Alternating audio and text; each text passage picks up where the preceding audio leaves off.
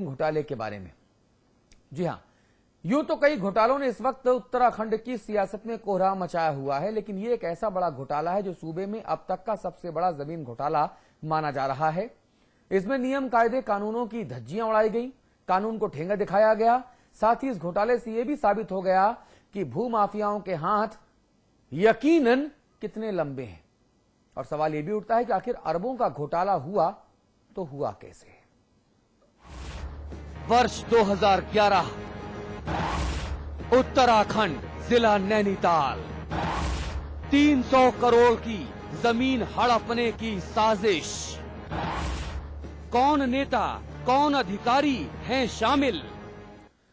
उत्तराखंड का सबसे बड़ा जमीन घोटाला है ये, जिसके जाल में उलझा हुआ है जमीन के दलालों और अधिकारियों की मिली भगत का ताना बाना। आपको बताते हैं इस जमीन घोटाले की पूरी हकीकत।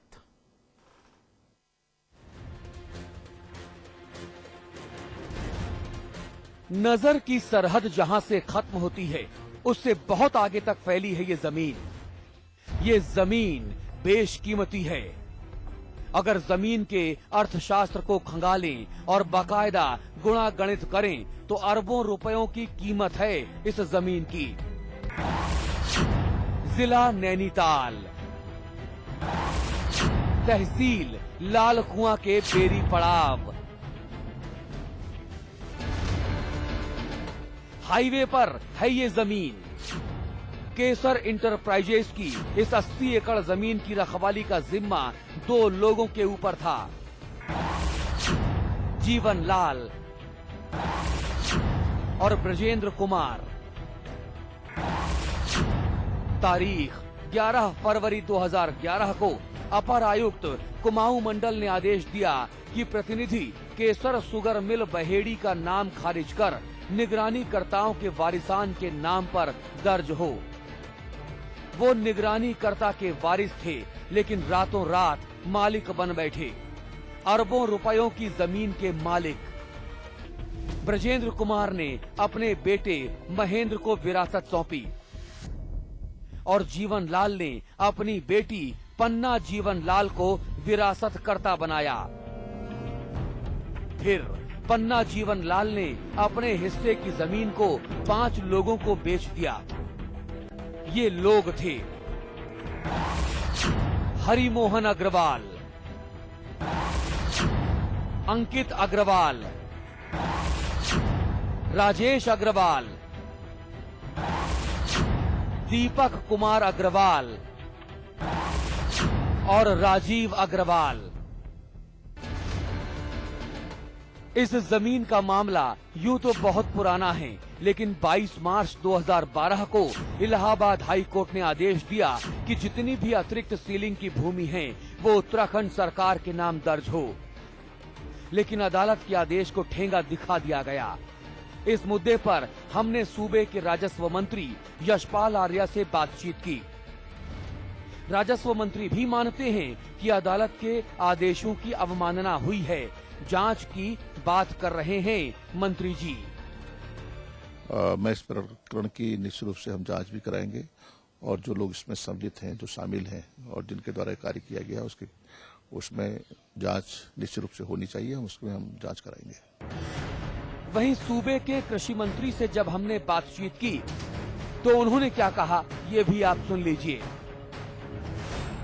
और निश्चित रूप से क्योंकि भाजपा के शासनकाल में ये घोटाला हुआ है, इसकी उच्च स्तरीय जांच होनी चाहिए और मैं माननीय मुख्यमंत्री से भी निवेदन करूंगा कि इसकी निश्चित रूप से एक जिस तरह भाजपा के नेताओं ने भाजपा सरकार में हाइड्रो प्रोजेक्ट घोटाला हुआ, ऋषिकेश का भूमि घोटाला हुआ, तराई बीज विकास निगम का घोटाला हुआ, कुंभ मेले का घोटाला हुआ, उससे भी बड़ा घोटाला मैं सोचता हूँ ये है और निश्चित रूप से इसकी जांच होनी चाहिए।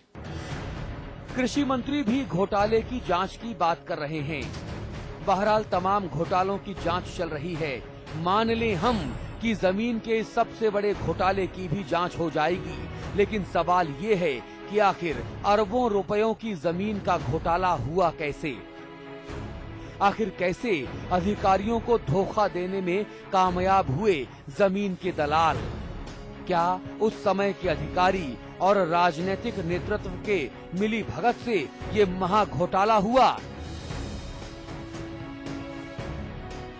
अजीत त्रिपाठी के साथ ब्यूरो रिपोर्ट, समाचार प्लस।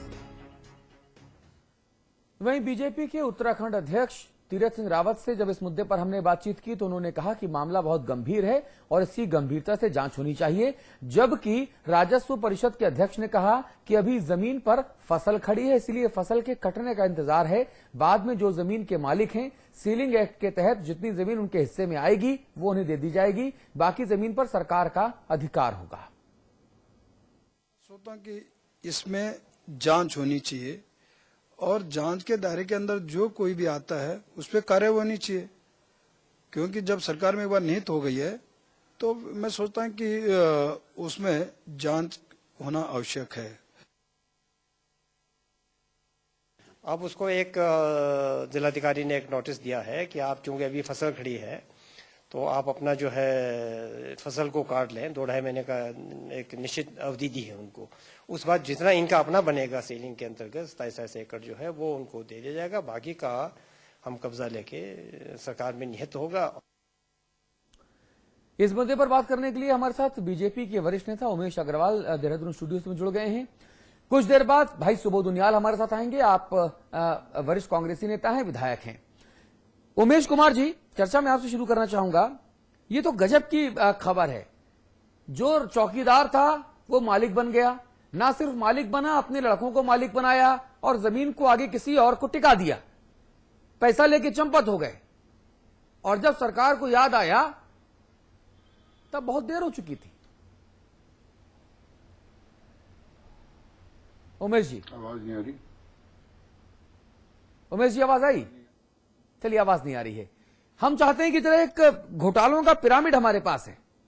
हम जो घोटाले का पिरामिड यहां पर दिखाना चाहते हैं, समझाना चाहते हैं कि आखिरकार जो घोटाला हुआ उसमें कौन किस स्तर पे घोटालेबाज निकला। चलिए, ये आपको दिखाते हैं।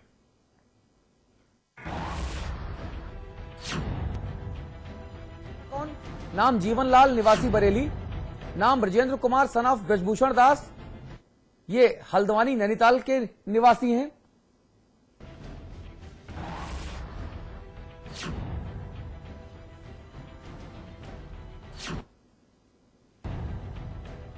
नाम पन्ना जीवनलाल,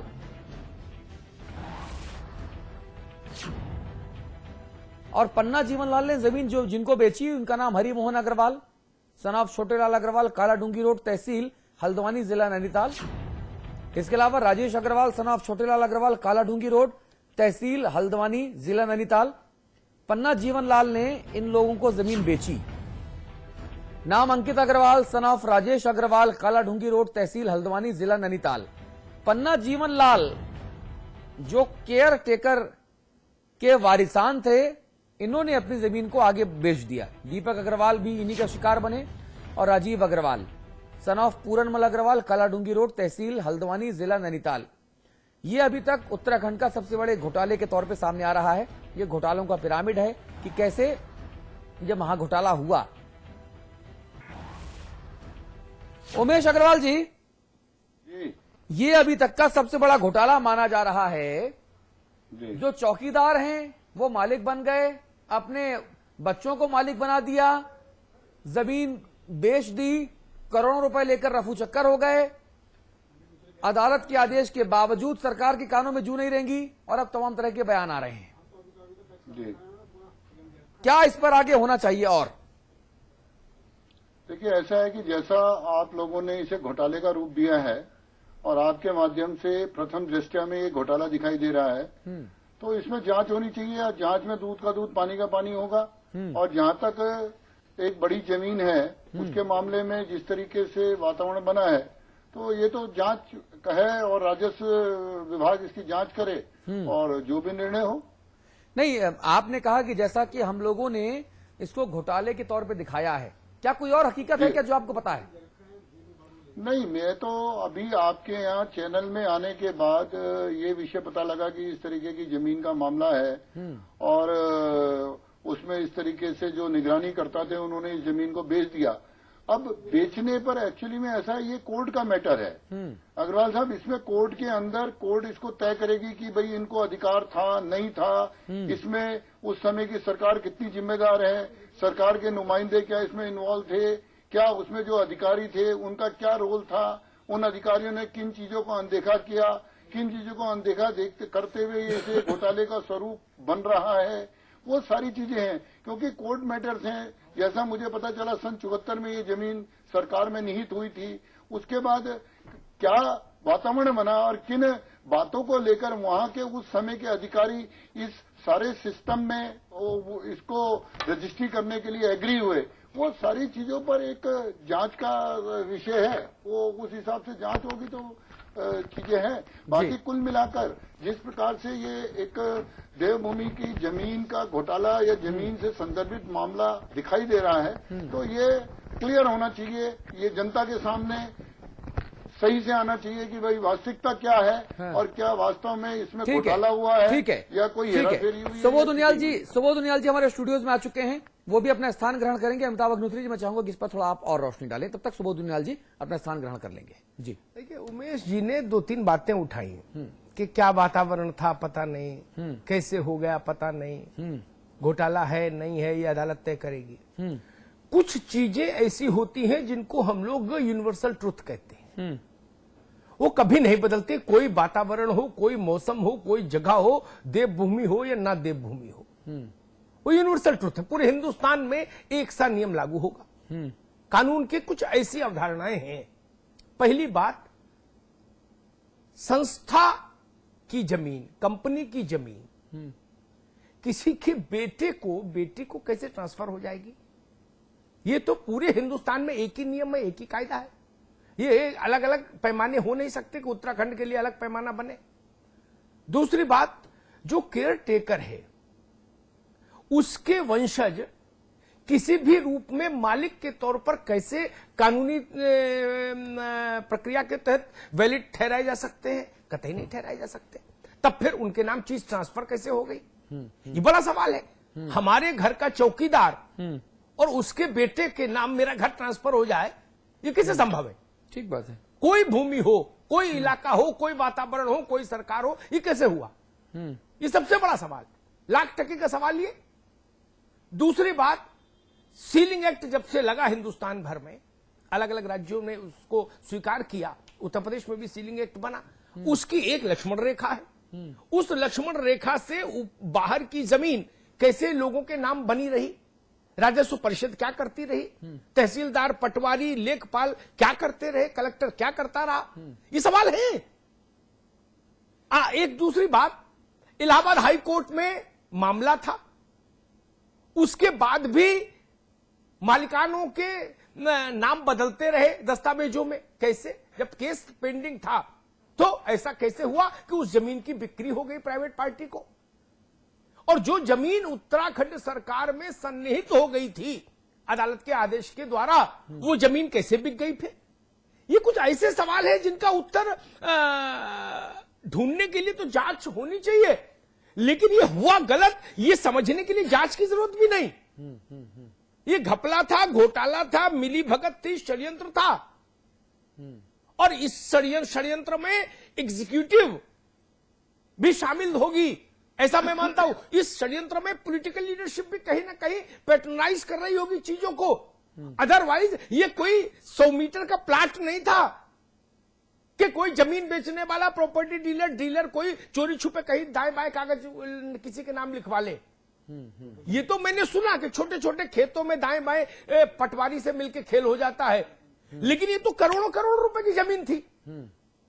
इस पर ऐसा संभव नहीं कि आंख मिचौली खेल की चीजें हो गई हो। ये हुई होंगी तो समझबूझ के हुई होंगी, ये चुपचाप होने वाला घोटाला नहीं। इसलिए ये सवाल हमने आज उठाया कि आखिर जो स्थापित नियम थे कानून के, अदालतों के फैसलों के बाद भी उनका उल्लंघन कैसे हो गया, और राजस्व का जो पूरा विभाग होता है, अमला होता है सूबे का, वो क्या करता रहा। जी सुबोध उनियाल जी, स्वागत है आपका समाचार प्लस पर। जी धन्यवाद। जी, ये सवाल बहुत मौजूद है, सवाल बहुत बड़ा है कि मामला हाई कोर्ट में लंबित था, लेकिन लगातार जो जमीन के तथाकथित स्वयंभू मालिकान हैं, वो अपने नाम बदलते रहे, जमीन की सौदेबाजी होती रही, सरकार क्या करती रही, राजस्व विभाग क्या करता रहा, ये अपने आप में बड़ा सवाल है सुबोध जी। जी देखिए अतुल जी, जिस तरह से मामला संज्ञान में आया हमारे कि कोई क्रेशर शुगर मिल थी, उसकी जमीन के जो अभी अग्निहोत्री